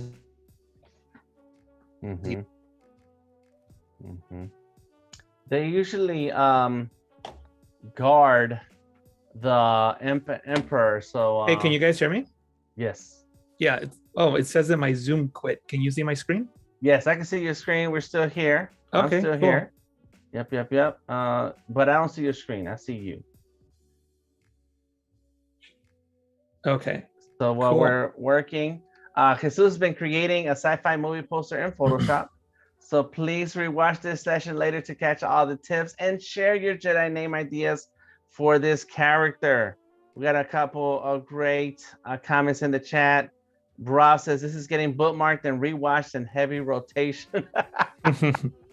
Yes, Imperial Guard, says Michael, that's right. Or the Boa Tarde is the name of these characters. Look at that. Awesome. Anyway, there he is, you know, looking menacing. And you know what? We'll do the same thing we did with the other Stormtroopers, the bevel and emboss, to kind of, you know, imply that there's light coming through. Maybe change it to overlay in this case. See that? Now the light's hitting him on the right side. There we go. So the red guard. Before and after, you know, just those little details. Anyway, there he is. Oh yeah, we said Stormtrooper. So we have this guy here who's like about to shoot her. So, you know, we can figure out where and the scale and all of that. Maybe around there. He's gonna miss. He probably will. So I'm just gonna mask out his feet, you know, to make him look like he's just coming through. And you know, there'll be reflections and all that stuff too. Time is there you go. Nice. Is the problem here. Yes, Adobe, we need 2 more hours, please. At least the rest of the schedule over. And Garrett has an idea for a name, Carmine, for the name due to the red hair.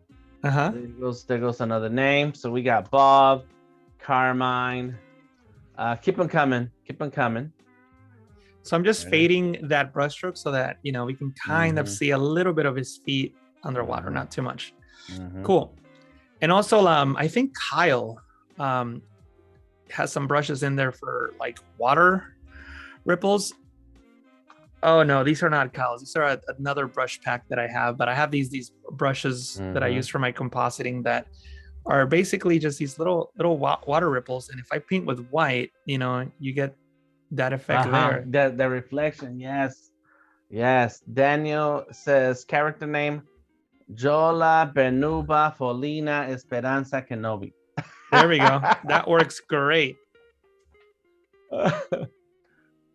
That is good. Look, that's a cool Stormtrooper right there. Moved up against the Jedi. You know, and I'm just repeating basically the same process I did earlier, you know, by, you know, kind of removing the contrast a little bit, trying to match it better. I'm probably going to add a little bit of blue to that. Maybe remove the red to add cyan because of the water. Maybe he's getting some of that blue from the water. And, you know, he's probably too sharp and maybe a little too big, but I think we can live with that. Maybe just make him a little smaller.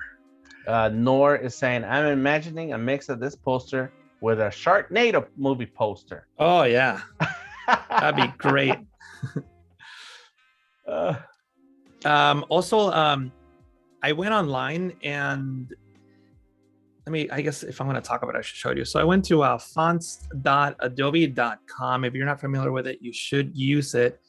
But I have, let me see, I have a ton of images and I hope I saved it, but I saved like an actual oh, I didn't save it. Oh, that's silly of me. The actual Rogue logo for Rogue One. Let me see if I can find it. Fonts.adobe.com. Yeah, and you can search for you can search for like a, like, I think the one I used was like this one or something. But basically you can save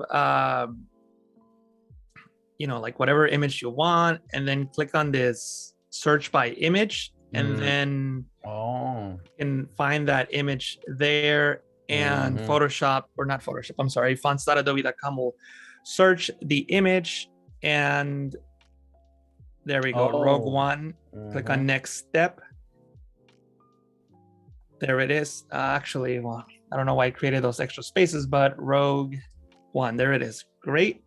Click on next, and it tells you which Adobe fonts are similar or the same to the ones that you selected. So this one here, Trajan Pro 3, looks pretty much like the Rogue One logo. So that's what I use. So I, in the type tool here, I selected that, and then just typed in Rogue. If I didn't spell it correctly, Rogue, and I called mine 2, and actually the spacing is all off on that one, but you can, yes, there you go, you can come in here and place that into position down here. I'm not going to take the time to do that. I just wanted to show you how I found the logo, and just type it in. What I'm going to do instead is just bring the one from this image, and it's just a group, and I'll show you what the group is, that way there are no surprises. But basically, as you saw, it's the same Trajan Pro 3 font. And then I have 2 vector lines that create the top and bottom part. And then for the word ontology, I use Proxima Nova and ontology there at the bottom. This group is titled Logo. And I just found a good spot, in my poster to place it in. And I actually place this above the final, because the logo shouldn't be affected by all the effects. Right. So what I would do at this point is, press Control A to select all, Control Shift C to copy all, paste that in here, close it, save it, and you can see the updated version, and you can see the type there. There's a couple more things I want to show you guys. Before I forget, I do want to mention one thing, because I know that if I don't mention it now, I will forget. After you're done with Adobe Live for the day, I recommend checking out the Photoshop Summit. It's going on this week, Photoshop Summit 4. I'm one of the presenters. It's free to watch live, and then there's an option for purchasing the recordings. But a couple other Adobe Live instructors are there, like my good friend Aaron Nace, Lisa Carney that we spoke about earlier, Matt Klaskowski. I'm not sure if Julianne or Colin Smith have done Adobe Live, but they're also people that are recognized. And I'll share the link in the chat if you want to learn more about Photoshop, more about Blend If, and all the things that I've been discussing. I talk about in my session. Actually, one of my sessions is today. I think it's happening like in an hour or something like that. Carol says your video is on now. Oh, there you go. My video's on now. It's on now, so you can watch Jesus. Yeah, there we go. Yeah, so if you have 2 monitors, make sure that you watch me here and you watch me at the Photoshop Summit. So I just wanted to let people know about that. Cool. Let me see. All right, so let me look at my original one. And so another thing that I added to my original one that I completely forgot about is the birds. I have some birds to show you guys. So if you go into the brush tool here, and this one is in fact from Kyle's brushes, I believe. If I type in bird in the search, yeah, so Kyle does have some birds. I think the one that I use is maybe this one. Let me see. I'll create a new layer just to see. Yeah. So there's some birds here, but for some reason, the dual brush is enabled, and I don't really like the dual brush. So I'll disable that. And then, you can just paint your birds in. Oh. And what I like to do is select the color of the sky, and actually not that color, this color. Select the color of the sky, maybe make it a little bit darker, like so. And those are my birds. And now I can just scale them into position. So maybe these birds are frightened that there's this giant thing coming through. So now I have my birds right there. Just they're clearing the way. Wow. Yeah. So, just adding those little details. Also, I would probably go, you know what? Something I didn't do that it's very important, and I'm glad I remembered, is with this Jedi, and you should do it with the Stormtroopers as well. You kind of saw me use the bevel and emboss to create shadows and highlights. And that works great for something that's so far away that doesn't really require much detail. But for something like the Jedi, I would definitely recommend adding dodge and burn layers. So I'll create a curves adjustment layer just above here, and I'll call it burn, which means making it darker. So I can just click and drag this down and just make that darker like so. And then I can press Control I to invert, and I can now paint with white to reveal that dodging and birding. Not with the birds brush though, just with a regular. It would have been cool to have a bird pattern. Pattern. Yeah, definitely. And are you gonna add a shadow on the sand? Yes. Cast shadow. Okay. That's also on the final one, and I haven't added it there. But anyway, so now, yeah, no problem. Thank you for reminding me. So you can just decide where the shadows would be, and obviously this will take some time to really get it right. But we're going quickly here. Yeah, this is a 2-hour brain mash on Adobe Photoshop. Right, and it's not only not a lot of time, but you're also talking and explaining things, so that kind of makes things a little slower. So this is my dodge layer, and I can just paint with white to create those highlights. Yeah. And the advantage of doing it this way, as opposed to other techniques of using a 50% gray layer and then use the dodge and burn tools, is that you can always change the intensity, right? So like, see that? So you have some flexibility. And if you want to be super fancy, I'm not going to do this, but like you can add color, right? You can just add yellow to it if you want, but I'm not going to do that. Yeah, so just look green. Yeah. So before and after, and obviously spend more time, figuring out where the highlights and shadows would be in this scene. That way you get something that looks realistic, or as close to possible. A lot of times it doesn't even need to look realistic. It needs to look right, Right. Sometimes something that looks real doesn't look right. There we go. So these two, let me show you, these two layers enabled make that.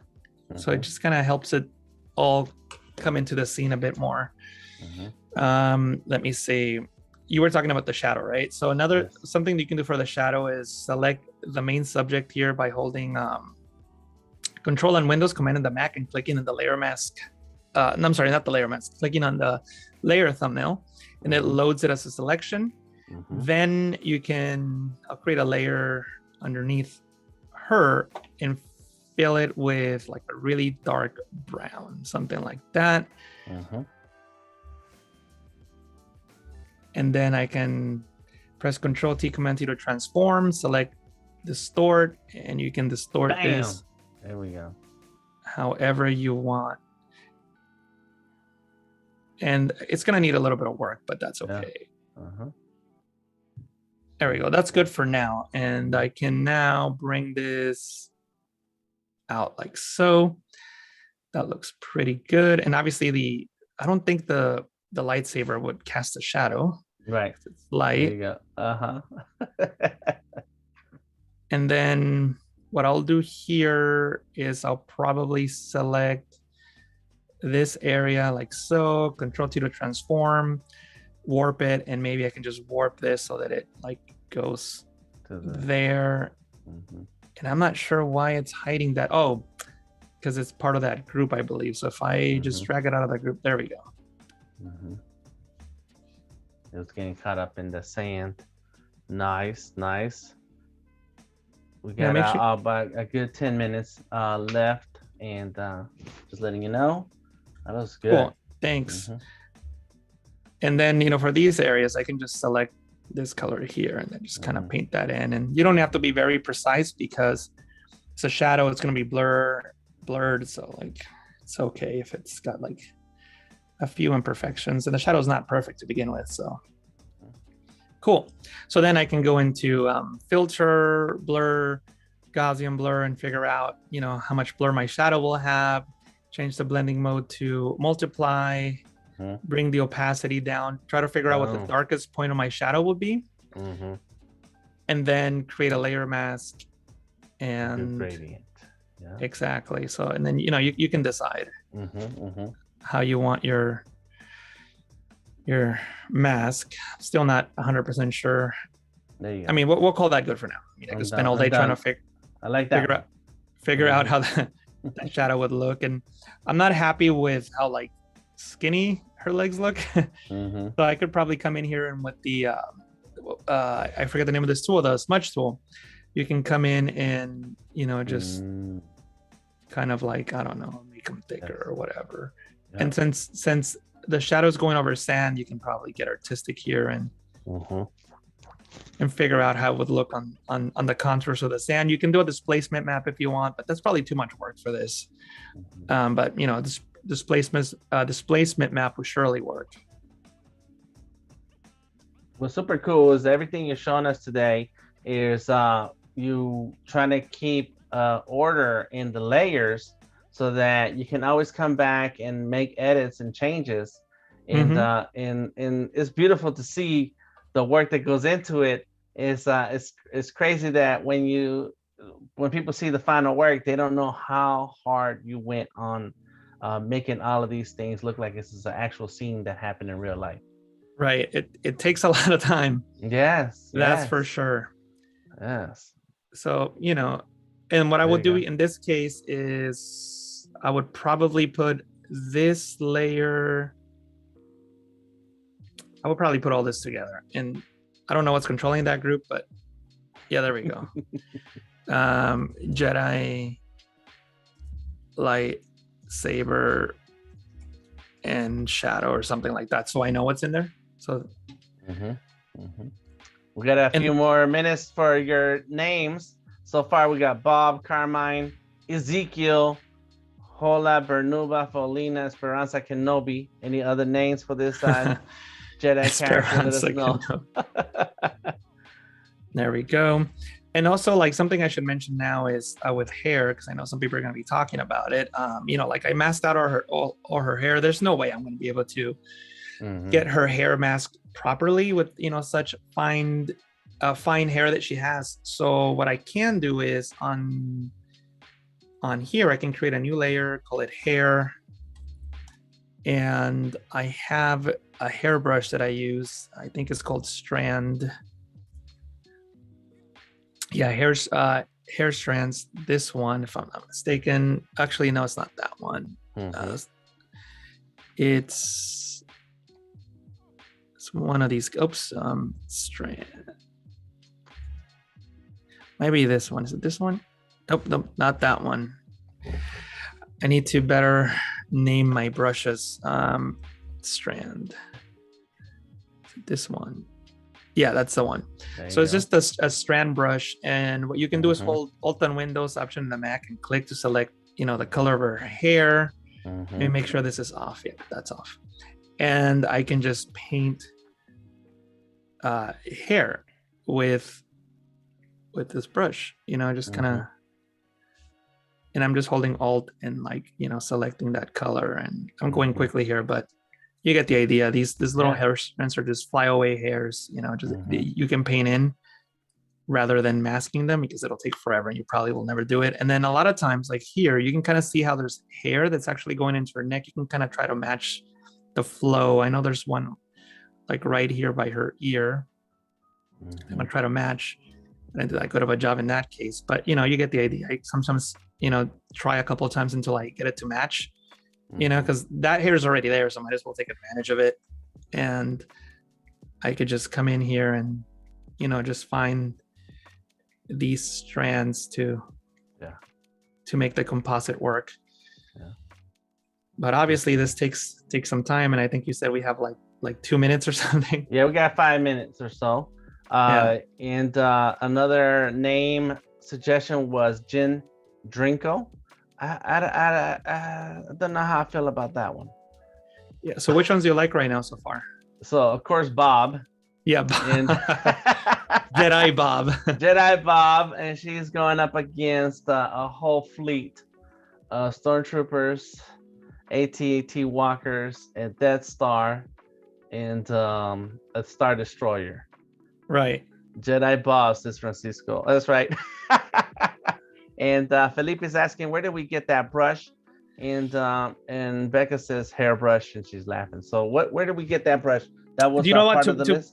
To be honest, I'm not sure. That's not one of the towel brushes. I don't know if he has a brush, a hairbrush in there. And I've downloaded so many brushes over the years that I'm not exactly sure where that particular one came from. But I'm sure you can look up like hair strand on YouTube and on Google and find one. But I don't know specifically where I got that one from. And yeah, that's what it looks like once you've applied it to the final piece. See that? It kind of just helps it look a little more realistic. And that's what I was talking. I was trying to match that one hair that was already coming out. Some people would have removed it, and that's fine, and just having no flyaway hair, that like big one. But I don't know. I kind of like it because it's kind of weird. Yeah. But yeah, so I mean, as you can see, we're not too far away from this one. Obviously that one, spend a little more time on this one. One thing that I didn't do here, and I use the same technique as I use on the pants, is get the highlight on the sand. I got a little bit here as well. Okay. So I didn't, we're not going to have time to do that, but you can definitely use the same technique I used on the pants, but do it on the sand. Well, make sure that everybody gets a chance to follow Jesus Ramirez on PhotoshopTrainingChannel.com. He has a YouTube channel with lots of tutorials. Make sure you follow those, and stick around. We got a little bit of a few more minutes if you want. Make sure you go ahead. Oh no, so Photoshop Training Channel is the YouTube channel. Also, if you want shorter tutorials, you can follow me at TikTok, JR from PTC. And here's this is actually a composite I did on Adobe Live.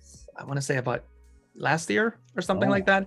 So if you want to look at more Photoshop compositing tips and tricks, check out my YouTube channel and TikTok. And this is something I did here on Adobe Live about a year ago. Awesome. Look at that. TikTok, JR from PTC. JR from PTC. That's right. Nice. Wow. Cool. Nice. And make sure you stick around for the second week of Illustrator Creative Challenges with Julia Vaca, immediately followed by a very special guest, Jay Schuster, who work in concept art for the Star Wars prequels. Join the stream as he works on Star Wars inspired illustrations in Adobe Fresco. And don't forget, there's a ton of streams happening this week related to Star Wars, sci-fi, including Odari, whom you have seen here on Behance. You've seen his portfolio on the Behance Live, and myself, who streams on Mondays and Wednesdays at 7 p.m. Eastern Standard Time. So we got a lot of Star Wars artwork coming your way. And just to answer someone's question was about how to bookmark this video, just check out the live streams tab on Behance, and any upcoming live streams will be featured on that page, including and any live streams in the past few days, they will be listed in their own category. So make sure you go back and rewatch some of these amazing tutorials and video demos. And thank you, Jesus. Any last words you'd like to share with everyone else? Anyone else? We got a few more minutes. I just want to say thank you to everybody for watching. If you have any questions, feel free to reach out. Photoshop Training Channel is the website and the YouTube channel. So any questions or comments, feel free to reach out. Awesome. I appreciate your time today. Thank you, Matthew, Micah, Wade, Jesse, Mia, Motor Void, thank you all for being here. Carol, and your comments, questions, suggestions. Gareth, I guess we're going with Jedi Bob. Jedi Bob, I love it. Jedi Bob. It's even funnier because she's a lady, so Jedi Bob. Right. Okay, well, thank you very much, Jesus. Thank you, everyone, for being here. Stay tuned for more. And I'd love to see your artwork. Upload your artwork to Behance. Behance is an amazing platform to run in your portfolio, so do it.